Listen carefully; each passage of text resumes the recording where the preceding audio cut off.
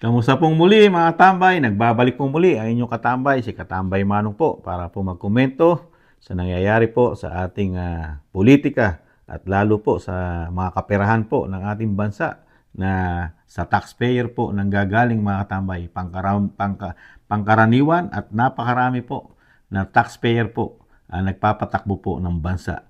Ito po, sa kabila po na, komentohan po natin, sa kabila po nung nakaraang bagyo ni Karina at pinagmalaki po sa zona ng ating Pangulo, ang sinasabing 5,500 flood control na tinangay po ni Karina at sumama po sa baha. Ngayon po, meron pong solusyong ginawa ang bagong Pilipinas, ang administrasyon po ng Pangulong Marcos Jr. Ito na po, pandiinan na po ito mga tambay. Gumawa na po sila ng flood control master plan mga tambay. Yung nakaraan po kasi, walang master plan po yun. Yung 5,500, karamihan po rin tinangay ng baha. Dahil nga po, walang master plan. Ito po, sigurado na daw po ito, mga tambay. Dahil may master plan na po ang flood control. Ito po, dahil pinag-uusapan po nila ang budget. Tapos na po ito. Napag-usapan na po ito noong isang araw. Kukomentuhan lang po natin. Nakakalula po ang budget po na hinihingi po ng DPWH, mga tambay. Sa kabila po nung una, last year po, hindi pa tapos ang taon meron na po silang ginagastos sa flood control na mahigit 1 bilyon doon sa sinasabing programa po ng Pangulong Marcos na 5,500 flood control. Ginastosan na po ng mga taxpayer yun. Ginastosan na ng mga taxpayer ng mahigit 1 bilyon isang araw na nalusaw lang mga katambay. Pero ito, may master plan na mga katambay at kailangan na naman po mag-budget si Juan de la Cruz mga katambay dito po sa programa na ito. Pero sa kabila noon, wala pong tumututok na investigasyon doon sa perang nalusaw at tinangay ni Karina ng baha. Komento ni Kamanong, wala pong tumutok. Hindi po nangihinayang ang mga mambabatas sa mga nalusaw at tinangay ng baha yata na bilyon-bilyong piso na proyekto ng flood control. Wala. Hindi po sila nakatutok dyan mga tambay. Ang tinututukan lang po nila, yung 125 million ni Vice President Sara Duterte. Ito po, pakinggan po natin mga katambay ang balita. Tinalakay ngayong araw ang ilang mga issues sa Flood Control Master Plan at right-of-way issues sa naganap na DPWH budget hearing. Alamin natin ang update sa ulat ni Noel Talakay live. Noel?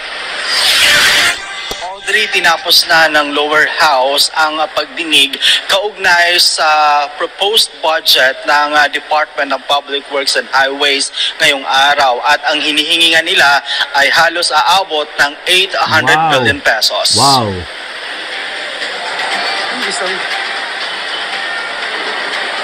Kundi dedicated flood master plan sa bawat 18 river basin sa bansa ang mayroon. Ito ang paliwanag ni Public Works and Highways Secretary Manuel Bonoan nang sumalang ito sa DPWH budget hearing sa mababang kapulungan. Tanong ng ilang mambabatas, so doon pong sa hearing ng Senate na Mr. Chair noong August 2024, wala pong inamin po ng DPWH. Inamin ng DPWH na wala Integrated Flood Control Master Plan. Tama po ba? Sagot naman ni Secretary Bonoan, Your Honor, I must have to clarify that statement. When I was asked, actually, if I recall, Your Honor, nung tinatanong ako if there is one integrated flood control master plan for the whole country, I said there is none because the master plans are actually dedicated for each of the river basins. 18 river basins po. Paliwanag pa ni Bonoan, magkakaiba ang bawat river basin o ilog ng bansa kaya hindi pwede ang isang master plan nito para sa flood control. Yung requirements for each river basin is unique from one another. So we cannot integrate it into just one integrated flood control program or master plan for the entire country. Sinagot din nito kung bakit sa kabila ng mga proyekto sa flood management, nakararanas pa rin ang iba't ibang lugar sa bansa ng pagbaha. Ayon kay Bonoan, hindi lang engineering intervention tulad ng dredging at drainage ang lulutas sa problema sa baha ng bansa. Marami pong components po nito. It's hindi lang po yung engineering solution po kasi nito. Meron po yung land use, meron po yung watershed management, etc. Napag-usapan din sa Yeah, mga tambay. Ito po natin, mga tambay, ang sagot po ng isang sekretary po ng DPWH. Napakalaki po pala ng problema, kinaharap po ng problema po ng flood control, lalo po yung sinasabing master plan, mga tambay. Kasi meron daw po tayong 18 na magkakaiba ang sitwasyon o shape ng mga ilog natin, mga tambay.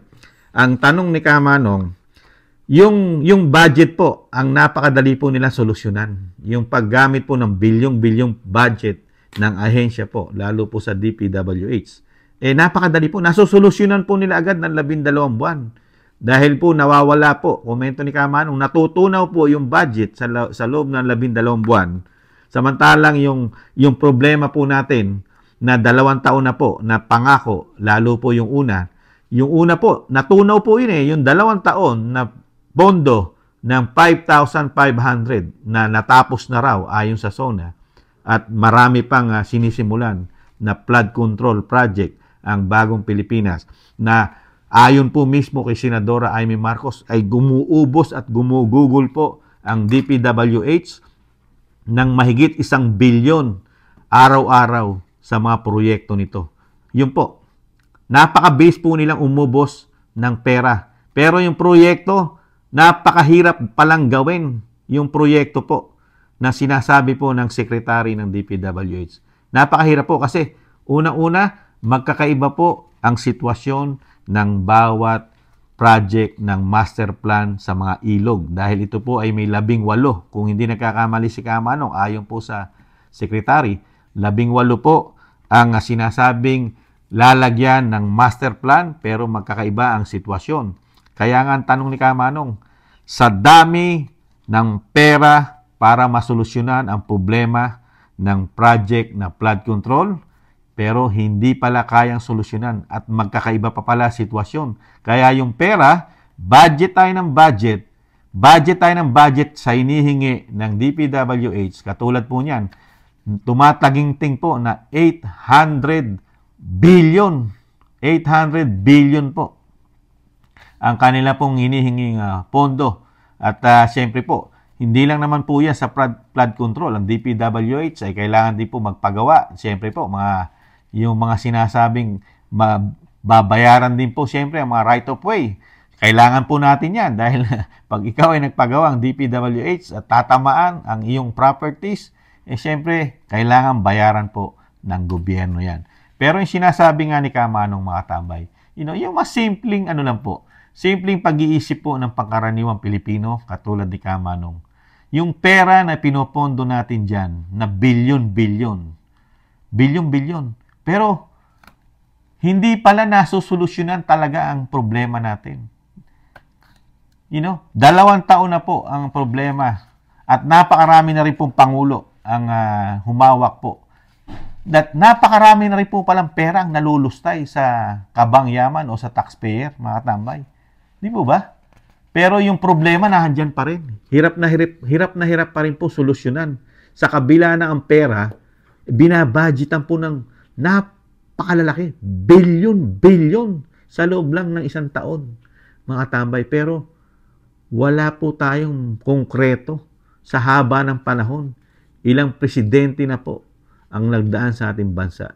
Ito, nakikita po natin ngayon. Yung mga proyekto.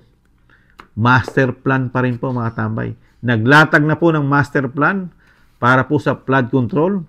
Mag-uumpisa na naman po. Di ibig sabihin ito pong pag-uumpisa nila dahil according po dito sa secretary, 18 po ito na magkakaiba po ng sitwasyon. Di siyempre, itong 18 na ito, mga tambay, isang damukal na pera po ito na naman nagagastosin po ni Juan de la Cruz, mga katambay.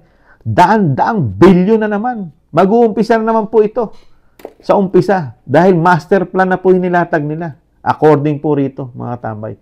Meron na po silang master plan na gagawin dito po sa tinatawag na project po ng Bagong Pilipinas, mga katambay. Itong flood control. Nakakalungkot lang. Nagtataka lang si Kamanong. Napakaluwag po humingi ng budget ang katulad po ng DPWH. Nandun pa po ang isang convicted. Isang convicted na kasama po sa nag-hearing ng budget ng DPWH, nakapagtanong din po si Representative Franz Castro, convicted po ito ng child abuse. Anytime, makukulong na po ito. Nagtataka lang tayo, nasa kamera pa ito eh. Napaka-special po ito kahit convicted na, nakapagtatrabaho pa sa gobyerno. Samantalang yung mapagbintangan ka lang na meron kang kinupit, may kinupit ka sa gobyerno, tanggal ka na, hindi ka na nakakapasok, tinatanggal ka na ng iyong boss. Samantalang ito, convicted na. Hindi pa tinatanggal ng speaker, hindi pa pinag-relieve. Relieve ka na. Di ba? Napaka-special. Pero hindi po nahirapan. Sa tingin ni Kamanong, hindi nahirapan bigyan ng budget ang DPWH na napakalaki na pera. Samantala yung opisina ng Vice President, ginigisa nilang mabuti. At napakarami nila na congressman o representative. Naiisa po ang tanong. Samantalang dito, iilan lang po sila na nagtatanong sa secretary po ng DPWH. Talaga makikita mo yung comparison eh, di ba? Hindi man lang kinwestiyon, hindi man lang tinanong, hindi man lang natin nakita sa balita na kinwestiyon ni Franz Castro, ni convicted Franz Castro, yung kung paano naubos yung budget, yung sinasabi po ng SONA, yung flood control na 5,500. Ano na nangyari doon? Paano na ang pera ng bayan doon ni Juan de la Cruz? Ano na nangyari doon sa proyekto na yon? Napapakinabangan pa ba natin yung sinasabing bilyon-bilyon sa loob lang na isang taon? Nasaan na yon? Asaan ang computation nun? Nasaan ang mga resibo nun? Franz Castro. Samantalang yung sa Vice President, hinahanapan nyo. Kahit sentabo, kailangan may resibo. Samantalang ito, daan-daang bilyon. Mga katambay. Kaya nakakaano lang po. Nawala na po, nalugi na po. Sa komento ni Kamanong, lugi na po ang taong bayan doon sa unang proyekto na 2 taon na flood control na pinagmalaki po ng SONA. Ito na naman po. Hindi kaya tayo malulugi na naman? Isang damukan na naman pong pera ang gagamitin po dito po sa master plan, mga katambay. Master plan na po ito ng flood control. Isang damukal na pera naman po ito, mga katambay. Isang damukal. Nakakalungkot lang po. Napakarami pong nalulustay yata na pera ng taxpayer sa ating bansa na walang katapusan. You know, pagka nasira, sasabihin, hindi pa yan yung master plan. Meron pang mas magandang master plan dyan. Master plan dyan ang gobyerno. Kaya walang katapusang master plan. Ang natatapos, ang nauubos, yung pera ng taxpayer, nalulusaw. At sana rin po, hiling po ni Kamanong, sa mga susunod na administrasyon, sana po masilip din ang kung paano po ginagastos po ng mga ahensya ng gobyerno ang pera ni Juan de la Cruz, kung tama ba at hindi nakukurap, hindi nagagalaw para lang sa pang sariling bulsa at wala halos na napupunta sa mga programa. Karamihan pa yata low standard pa ang proyekto. Yung sinasabi nga po ng iba nating kababayan, matatabang ang semento. Kulang na lang, buhangin na lang at grabat, wala na semento. Para lang daw sila'y kumita. At sinasabing magkamal, di umano ng limpak-limpak na salapi galing po sa taxpayer. Nakakalungkot lang po, mga katambay. Yan po ang ating kinumentuhan, ang ating flood control. Wala na po tayo doon sa 5,500, mga tambay. Wala na po. Nandito na po nakatutok ang gobyerno sa master plan ng flood control. Flood control, master plan na po. Kaya kailangan na naman po budgetan na naman po ng taong bayan ng isang damukal na pera dahil napakarami po palang lalagyan ng master plan. Mahigit 10 po. Hindi nagkakamali si Kamanong. Meron po tayong 18 na kailangan gugulan po ng daan-daang bilyon para po doon sa sinasabing master plan ng flood control, mga tambay. Nakakalungkot po. Isang damukal na pera, ang hirap, nakakalula sa laki. Pero isang araw, mababalitaan mo, tinangay lang ng baha, mga katambay. Muli po, si Katambay Manong, nalulula po sa mga proyekto ng ating gobyerno na nasasayang naman yata at tinatangay lang ng baha, mga katambay. Muli po, nagpapasalamat po ang iyong lingkod, si Katambay Manong, sa mga nagusto po ng ating maliit na channel, Tambayang Makabayan. Komento po na inyong lingkod, Maraming salamat din po sa mga nagla-like, share, and subscribe at sa mga nagko-comment.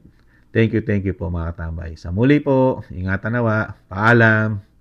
Bye-bye.